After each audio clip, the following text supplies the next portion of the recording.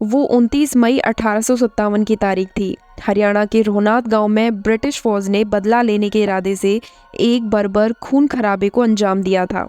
बदले की आग में ईस्ट इंडिया कंपनी के घुड़सवार सैनिकों ने पूरे गांव को नष्ट कर दिया। लोग गांव छोड़कर भागने लगे और पीछे रह गई तो वो तपती धरती जिस पर दशकों तक कोई आबादी नहीं बसी।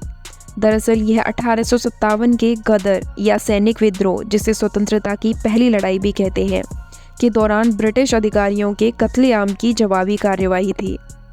रोहनत गांव हरियाणा के हिसार जिले के हांसी शहर से कुछ मील दूर पर दक्षिण पश्चिम में स्थित है। गांव वालों ने आगजनी के डर से भागे ब्रिटिश अधिकारियों का पीछा कर उनका कत्ल करने के साथ ही हिसार जेल तोड़कर कैदियों को छुड़ाने का कारनामा किया था। गांव वालों से बदला लेने के लिए ब्रिटिश सेना की टुकड़ी ने रोहनाथ गांव को तबाह कर दिया। बागी होने के संदेह में उन्होंने निर्दोष लोगों को पकड़ा, पीने का पानी लेने के लिए एक कुएं के मुंह को मिट्टी से ढक दिया और लोगों को फांसी पर लटका दिया। 150 साल बीत जाने के बाद आज भी गांव उस सदमे से उबर नहीं सका। गांव के बुजुर्ग कुएं को देखकर उस डरावनी कहानी को याद करते हैं। गांव के घरों को तबाह करने के लिए 8 तोपों से गोले बरसाए गए, जिसके डर से औरतें और बच्चे बुजुर्गों को छोड़कर गांव से भाग गए। अंधाधुंध दागे गए गोलों की वजह से लगभग 100 लोग मारे गए। पकड़े गए कुछ लोगों को गांव की सरहद पर पुराने बरगद के पेड़ से लटकाकर फांसी दे दी गई। जिसने भी ब्रिटिश अधिकारियों को मारने की बात कबूल की, उन्हें तोप से बांधकर उड़ा दिया। इस घटना के महीनों बाद तक यहाँ कोई इंसान नजर नहीं आया। सदमे से नहीं उभरा है गांव अब तक। पूरे गांव की जमीन को नीलाम कर दिया गया। अंग्रेजों का कहर यहीं खत्म नहीं हुआ।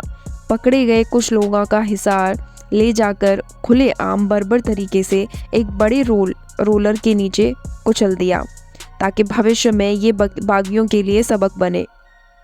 जिस सड़क पर इस क्रूरता को अंजाम दिया गया उसे बाद में लाल सड़क का नाम दिया गया।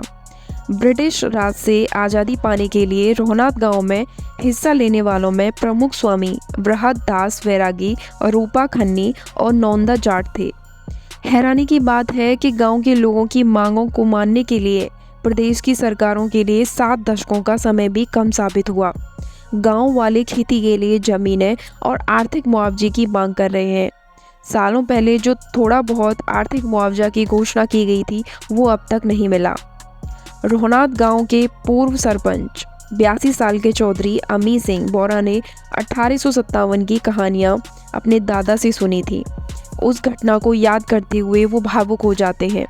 उन्होंने बताया, हांसी और इसके आसपास सब कुछ शांत होने के बाद भी बदले की कार्यवाही चलती रही। रोहनाथ के सभी खेतीहर जमीनों को बाहरी लोगों को नीलाम कर दिया गया, ताकि बाद में उसके पैतृक हकदारों को उनका हक नहीं मिल सके। अमी कहते हैं, राजस्व रिकॉर्ड के मुताबिक 20,656 बीघा जमीन जब्त की गई थी, जिसे उमरा, सुल्तानपुर, दंधेरी और मजादपुर के रहने वाले 61 लोगों ने 8,100 रुपये में खरीदा था, जो आज की कीमतों के हिसाब से बहुत कम है। अमी सिंह अफसोस करते हुए बताते हैं, जब हमारे पूर्वज वहां आए तो उनके साथ भगोड़े जैसा बर्ताव किया गया। उनसे खेतों में मजदूरी का काम किया गया, वो भी उन्हीं जमीनों के टुकड़ों पर जो कभी उन्हीं की थी। इतिहासकार रणवीर सिंह फोगाट कहते हैं कि कई साल पहले उन्होंने रोहनाथ के आसपास के गांव का दौरा किया और हांसी के बुजुर्गों से बातचीत कर 1857 की खौफनाक कहानियां इकट्ठा की। उनके हिसाब से उचित मुआवजा देने के सिद्धांत को दरअसल किया गया। वो कहते हैं कि यह मुद्दा अब केवल हरियाणा विधानसभा में अध्यादेश पास करके ही सुलझ सकता है। अमी सिंह ब्रिटिश सेना के द्वारा मारे गए लोगों की 6ठी पीढ़ी से हैं। वो अपने परदादा दयाराम की कहानी बताते हैं, जिन्हें 29 मई 1857 के दिन मौत की सजा दी गई थी। वो कहते हैं, आज इस पेड़ को उस खून खराबे गवाह माने जाने के साथ भी बहुत पवित्र माना जाता है। 65 साल के सतबीर सिंह के पास अब 11 एकड़ ज़मीन है। उन्होंने कहा कि उसके बुजुर्गों ने मेहनत कर गांव की 65% ज़मीनें वापस खरीद ली हैं, जिसके लिए उन्होंने भारी कीमत चुकाई है। गांव के सरपंच रविंद्र कुमार बोरा कहते हैं, यह गांव हरियाणा के अन्य गांव की तरह ही है, जिसके लिए विकास निधि हासिल करना मुश्किल था। उन्होंने गांव की जमीन वारिसों को दिलवाने के लिए काफ़ी संघर्ष किया, लेकिन कामयाबी नहीं मिली। हालांकि उन्होंने ये भी कहा, अभी हमारे बुजुर्गों की उस लड़ाई की पहचान के लिए संघर्ष कर रहे हैं। ये मामला पहले पंजाब और फिर हरियाणा सरकार के पास उठाया गया। चौधरी भले राम जो सेना में काम कर चुके हैं, उन्होंने नरवाना की अदालत में केस दर्ज करवाया है, जिसमें उन्होंने मांग की है कि सरकार यहाँ के बुजुर्गों को स्वतंत्रता सेनानियों के बराबर पेंशन दे। सतबीर सिंह ने बताया कि जब 1957 में प्रताप सिंह कैरो मुख्यमंत्री थे, तब 1857 की 100वीं वर्षगांठ मनाने के लिए प्रस्ताव रखा गया। यह उस समय प्रस्ताव किया गया था कि रोहनत की जमीन के बदले हिसार के जंगल की जमीन दे दी जाए। रोहनत शहीद कमेटी 15 नवंबर 1971 को इंदिरा गांधी से भी मुलाकात की, जिन्होंने इस मसले के हल का आश्वासन दिया, लेकिन भारत पाकिस्तान के युद्ध शुरू होने के कारण ऐसा नहीं हो सकता। 5000 की आबादी वाले रोहनत के गांव वालों में गुस्सा है और वो तिरंगा नहीं लहराते। उनका दुख है कि सरकार की ओर से उनके पूर्वजों की इज्जत नहीं की जा रही और वाजिब मुआवजा नहीं दिया जा रहा। गांव के सरपंच रविंद्र बोरा के मुताबिक, बेशक गांव के लोग राष्ट्रीय उत्सवों में हिस्सा लेते हैं, लेकिन गांव में तब तक तिरंगा नहीं लहराया जाता तब तक कि इंसाफ नहीं मिलता।